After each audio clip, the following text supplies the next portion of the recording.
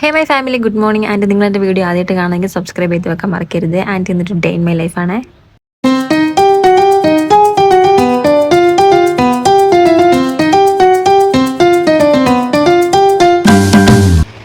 Guys, അപ്പോൾ ഇന്നത്തെ main പരിപാടി എന്ന് പറഞ്ഞാൽ ക്ലീനിങ് ആണ്. ഇത് ശനിയാഴ്ച ഷൂട്ട് ചെയ്ത് വെച്ചേക്കുന്നതാണ് കേട്ടോ. സോ സൺഡേ എന്തായാലും 1-ാം തീയതി ആയതുകൊണ്ട് ഇന്ന് നമുക്ക് എന്തായാലും ക്ലീൻ ചെയ്തേ പറ്റത്തുള്ളൂ. കാരണം കുറേ ദിവസമായിട്ട് ഞാൻ പെൻഡിങ് വെച്ചിട്ടുള്ള കാര്യമാണ്.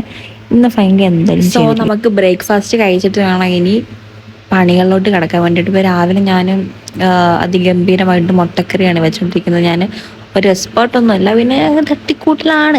കാരണം നമുക്ക് രാവിലെ പണികളൊക്കെ ചെയ്യുവാണെങ്കിൽ എനർജി വേണമല്ലോ. അപ്പോൾ പുട്ട് ഞാൻ ഉണ്ടാക്കിയതല്ല, അമ്മയാണ്. കറി ഞാൻ ഉണ്ടാക്കിയതാണ്. ഞാൻ പിന്നെ റൂമിലോട്ട് വന്ന് നോക്കി. അപ്പം ഒരുപാട് സാധനങ്ങൾ ഓൾറെഡി അവിടുത്തെ മാറ്റിയിട്ടുണ്ടായിരുന്നു. പിന്നെ അല്ലറ ചില്ലറ ഇങ്ങനത്തെ സാധനങ്ങളൊക്കെ നിലത്ത് വീണും അവിടെ ഇവിടെ ആയിട്ട് കിടക്കുന്നുണ്ടായിരുന്നു. അപ്പോൾ അതും കൂടെ ഒന്ന് ക്ലിയർ ചെയ്യുവാണ്. തന്നെയല്ല, അച്ഛനും കൂടെ എന്നെ ഹെൽപ്പ് ചെയ്യാൻ വന്നിട്ടുണ്ടായിരുന്നു. ജനലിൻ്റെ കമ്പികളൊക്കെ തുടച്ച് തരികയാണ്. ആ സമയത്ത് ഞാൻ വേറെ പണികളൊക്കെ നോക്കി. ടാസ്ക് എന്ന് പറഞ്ഞിട്ടുണ്ടെങ്കിൽ ഡ്രസ്സ് മടക്കി വെക്കലാണ്. എന്നെ സംബന്ധിച്ച് എനിക്ക് ഭയങ്കര ടാസ്ക്കാണ്. എൻ്റെ റൂമിൽ സ്ഥിരം കാണുന്ന കാഴ്ച എന്തെന്ന് വെച്ചിട്ടുണ്ടെങ്കിൽ ഒരു കസേര അതിനകത്ത് കുറേ ഡ്രസ്സ് ഉണ്ടാവും. ഏതെങ്കിലും ക്ലോത്തൊക്കെ ഞാൻ തപ്പിയിട്ട് തിരിച്ചെടുത്ത് അലമാര വെക്കാണ്ട് ഈ കസേര തന്നെ ഇടും. അതുപോലെ അലക്കിയിട്ട് ഉണക്കിയ തുണികളൊക്കെ ആണെങ്കിലും മടക്കി വെക്കില്ല, ഈ കസേര കൊണ്ടുപോയിട്ട് തള്ളാം. അപ്പോൾ അത് ഓരോന്നായിട്ട് എടുത്ത് മടക്കി ഞാൻ അലമാര തന്നെ വെച്ചിട്ടുണ്ട്. കാരണം പിന്നെ ഇതിങ്ങനെ കിടക്കുന്ന കാണുമ്പോൾ എൻ്റെ കണ്ണിന് തന്നെ എനിക്കൊരു ഡിസ്കംഫർട്ടായി തുടങ്ങി. ഇത് ചെയ്യുന്നതിൻ്റെ ഇടയിൽ കൂടെ എനിക്കൊരു പണി കിട്ടി നൈസായിട്ട്. ട്രൈപോഡിൻ്റെ സ്റ്റാൻഡ് കൈ കുടുങ്ങി. 2 മിനിറ്റ് അങ്ങനെ ഇരുന്നു ഞാൻ. റൂമിൻ്റെ കാര്യങ്ങളൊക്കെ അങ്ങനെ കഴിഞ്ഞു. കാരണം അച്ഛനും കൂടെ എന്നെ ഹെൽപ്പ് ചെയ്തുകൊണ്ട് പെട്ടെന്ന് തീർത്തു. പിന്നെ വന്നിട്ട് നമുക്ക് ബാത്റൂം ആയിരുന്നു ക്ലീനിങ്ങിന് ഉണ്ടായിരുന്നത്. അത് ഞാനൊരു 10-15 മിനിറ്റിനുള്ളിൽ ചെയ്ത് തീർത്തിട്ടുണ്ടായി. ക്ലീനിങ് എന്ന് പറയുന്നത് നല്ലൊരു ഏർപ്പാടാണെന്ന് എനിക്ക് തോന്നി. കാരണം അതൊരു സെൽഫ് ലവിൻ്റെ ഭാഗമാണ്. കാരണം നമ്മൾ ജീവിക്കുന്ന അല്ലെങ്കിൽ നമ്മൾ ഡെയിലി യൂസ് ചെയ്യുന്ന കാര്യങ്ങൾ നമ്മൾ ചെയ്യുന്ന നമ്മുടെ സറൗണ്ടിങ് എന്നെ ക്ലീൻ ആക്കി വെക്കുക എന്നുള്ളതാണ് ഏറ്റവും ഇമ്പോർട്ടൻറ്റ്. അതായത് എന്താ ഞാനിങ്ങനെ പറയാൻ കാരണം എന്ന് വെച്ചിട്ടുണ്ടെങ്കിൽ ഞാൻ ഇതെല്ലാം ക്ലീൻ ചെയ്തതിന് ശേഷം ആ റൂമിലോട്ട് കയറി കഴിഞ്ഞപ്പോൾ എനിക്ക് ഭയങ്കര ഒരു പോസിറ്റീവ് എനർജി. അതായത് നമ്മുടെ ഒരു ദിവസം സ്റ്റാർട്ട് ചെയ്യുന്നത് നമ്മുടെ റൂമിൽ നിന്നാണ്. സോ അതൊരു പോസിറ്റീവ് അറ്റ്മോസ്ഫിയറിലാണെന്നുണ്ടെങ്കിൽ ആ ദിവസത്തെ ഓൾമോസ്റ്റ് കാര്യങ്ങളെല്ലാം അതിനെ ഡിപ്പെൻഡ് ചെയ്തായിരിക്കും നിൽക്കുക. നമ്മുടെ റൂമൊക്കെ മെസ്സി ആയിട്ട് കിടക്കുന്ന കാണുമ്പോൾ നമ്മുടെ മൈൻഡിനൊരു ഹെവി ഫീൽ ആയിരിക്കും. നിങ്ങൾക്ക് എത്ര പേർക്ക് അങ്ങനെ തോന്നിയിട്ടുണ്ട്? കാരണം എനിക്ക് അങ്ങനെ തോന്നാറുണ്ട്. അതേസമയം കുറച്ച് ക്ലീൻ ആൻഡ് ടൈഡി ആയിട്ടാണ് നമ്മൾ മെയിൻറ്റെയിൻ ചെയ്യുന്നുണ്ടെങ്കിൽ ആ എനർജി ചേഞ്ച് ആവുകയും ചെയ്യും. Because clean room clean mind. ഒരു ക്ലീൻ ആയ അറ്റ്മോസ്ഫിയറിലേക്ക് നമ്മൾ എൻ്റർ ചെയ്യുന്ന സമയത്ത് അതിനെ നമ്മൾ മോട്ടിവേറ്റ് ചെയ്യണം. അതുപോലെ പീസ്ഫുൾ ആക്കി വെക്കാനുള്ള ഒരു ഓട്ടോമാറ്റിക് കഴിവുണ്ട്. അതിൻ്റെ അവിടെ വീണ് കിടക്കുന്ന ഒരു ബ്ലാക്ക് ആയിട്ടുള്ള ഒരു ഹോൾഡറില്ലേ, അത് ഞാൻ 2 ഫ്ലിപ്കാർട്ടിൽ നിന്ന് മേടിച്ചാണ്. 200 കിലോ ആണ് അതിൻ്റെ റേറ്റ് വരുന്നത്. പക്ഷെ അതിന് വെയിറ്റ് ഹോൾഡ് ചെയ്യാനുള്ള കപ്പാസിറ്റി ഇല്ല. അപ്പം അത് കഴിഞ്ഞ ദിവസം പൊട്ടി പറഞ്ഞ് താഴ്ത്തി വന്നിട്ടുണ്ടായിരുന്നു. അപ്പോൾ ബാക്കിയുള്ളതെല്ലാം ഞാൻ മറ്റത്തിൽ ഫില്ല് ചെയ്ത് വെച്ചിട്ടുണ്ട്. ഇനിയിപ്പോൾ അതപ്പോൾ വീഴുമെന്ന് അറിയത്തില്ല. അങ്ങനെ അത് കഴിഞ്ഞ് ഞാൻ ഫുള്ളായിട്ടൊന്ന് ക്ലീൻ ചെയ്യാൻ വേണ്ടി പോകണം. അത് നിങ്ങൾ എന്തെങ്കിലും കാണിക്കുന്നില്ല. ഇതെല്ലാം കഴിഞ്ഞിട്ട് നമുക്ക് ഫൈനലായിട്ടുള്ള കാണാവേ. നിലം എന്തായിരുന്നു തുടച്ചിട്ടില്ല, അത് ഞാൻ ഇടയ്ക്കിടയ്ക്ക് തുടയ്ക്കാറുള്ളതാണ്. അപ്പോൾ ബാക്കി ഇതാണ് അവസ്ഥ. കാരണം ഓൾമോസ്റ്റ് എല്ലാ സാധനങ്ങളും ഞാൻ റൂമിൽ നിന്ന് മാറ്റിയിട്ടുണ്ട്. അപ്പോൾ ഇങ്ങനെ മിനിമലായിട്ടുള്ള സാധനങ്ങൾ മാത്രമേ ഉള്ളൂ. മിററും കാര്യങ്ങളൊക്കെ അപ്പുറത്തെ റൂമിലാണ് സെറ്റ് ചെയ്യുന്നത്. റൂമിൽ ഞാൻ അങ്ങനെ ഒന്നും സെറ്റ് ചെയ്തിട്ടൊന്നുമില്ല.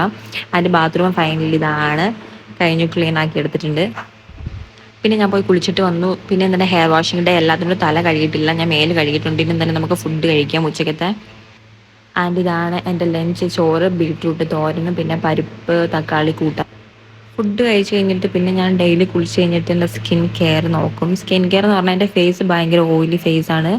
സംടൈംസ് കോമ്പിനേഷൻ അല്ലെങ്കിൽ ഓയിലി, ഡ്രൈ ആവാറില്ല. പക്ഷെ എൻ്റെ കയ്യും കാലും വന്നിട്ട് എക്സ്ട്രീം ഡ്രൈ ആണ്. സോ അതുകൊണ്ട് അത് മെയിൻറ്റെയിൻ ചെയ്ത് നടക്കുക എന്നുള്ളത് ഭയങ്കര ഒരു ടാസ്ക് ആണ്. ഞാൻ ഒരുപാട് ബോഡി ലോഷൻസ് ഒക്കെ ട്രൈ ചെയ്ത് നോക്കി, പക്ഷെ എനിക്ക് എഫക്റ്റ് ആയിട്ട് തോന്നിയില്ല. അതുകൊണ്ട് ഞാൻ തന്നെ കണ്ടുപിടിച്ചൊരു മിശ്രിതമാണ് ഇപ്പോൾ തേച്ചത്. അത് കഴിഞ്ഞിട്ട് നേരെ ഒരു മാസ്ക് ഇടാൻ പോയി. ഇത് പോൺസിൻ്റെ മാസ്കാണ്. ഇതിൻ്റെ എന്തുവാണെന്നൊന്നും എനിക്കറിയത്തില്ല, ഞാൻ ഓർക്കുന്നില്ല. ഞാനിത് കഴിഞ്ഞ ദിവസം ഞാൻ ടൗണിൽ പോയ സമയത്ത് മേടിച്ചതാണ്. നേരത്തെ ഞാൻ എൻ്റെ കയ്യിൽ അപ്ലൈ ചെയ്ത ആ സെയിം ബോട്ടിലെ സാധനം തന്നെ ഫേസിലും നെക്കിലേക്കും അപ്ലൈ ചെയ്യാറുണ്ട് ഡെയിലി 2 ടൈംസ്. പക്ഷേ ഇപ്പോൾ ചെയ്യാത്ത വെച്ചാൽ മാസ്ക് ഇട്ടുകൊണ്ട് ഞാൻ അല്ലാന്നുണ്ടെങ്കിൽ ഞാനത് അപ്ലൈ ചെയ്തതിന് ശേഷം പിന്നെ സൺസ്ക്രീൻ ഇടും. ഈ മാസ്കിലെ കണ്ടന്റ് എന്തായിരുന്നു ഞാൻ ഓർക്കുന്നില്ല, മറന്നുപോയി. പോൺസിൻ്റെ എന്ന് മാത്രമേ അറിയത്തുള്ളൂ. അതിൻ്റെ ഒരു 10-20 മിനിറ്റ് ഞാൻ പിടിച്ച് പിന്നെ പെട്ടെന്ന് തന്നെ എടുത്തു. പിന്നെ പെട്ടെന്നുള്ളൊരു ഡിസിഷൻ്റെ പുറത്ത് ടൗണിലോട്ട് ഇറങ്ങിയേക്കാണ്. കാരണം വല്യമ്മയ്ക്ക് ഒരു സാരി മേടിക്കേണ്ട ആവശ്യമുണ്ടായിരുന്നു. അപ്പോൾ ഏകദേശം വൈകുന്നേരമൊക്കെ ആയി. പിന്നെ എന്തായാലും ഇവിടെ അടുത്തായതുകൊണ്ട് പോയിട്ട് വരാമെന്ന് വിചാരിച്ചു. ബസ്സിലാണ് പോയത്. പക്ഷെ ബത്തേരി ഏകദേശം അടുക്കാറൊക്കെ ആയപ്പോഴത്തേക്കും ഭയങ്കര ഒരു ബ്ലോക്ക് ഇട്ടിട്ടുണ്ടായിരുന്നു. ഏകദേശം ഒരു 20-30 മിനിറ്റ്, ഏകദേശം അരമണിക്കൂർ അടുത്തിട്ടുണ്ടല്ലോ ബ്ലോക്കിൽ തന്നെ സ്റ്റക്കായി നമ്മൾ. അതുകൊണ്ട് കുറച്ച് നമ്മൾ ലേറ്റായി ഷോപ്പിലേക്ക് എത്താൻ വേണ്ടി. അങ്ങനെ ഫൈനലി ബത്തേരിയിലേക്ക് എത്തിയിട്ടുണ്ട്. എത്തിയപ്പോൾ തന്നെ കുറച്ചൊന്നൊരു ഈവനിങ് ആവാൻ തുടങ്ങി. കാരണം അരമണിക്കൂർ നമുക്കവിടെ ബ്ലോക്ക് കിട്ടിയല്ലോ. അപ്പോൾ അതിൻ്റെ ഇടയിൽ കൂടെ ആംബുലൻസ് ഒക്കെ പോകുന്നുണ്ടായിരുന്നു. ഭയങ്കര റിസ്കി ആയിരുന്നു. കാരണം ഫുള്ള് വണ്ടി ഇങ്ങനെ ഇറങ്ങിയിട്ട് ആംബുലൻസിന് പോകാൻ സ്പേസേ ഉണ്ടായിട്ടില്ല.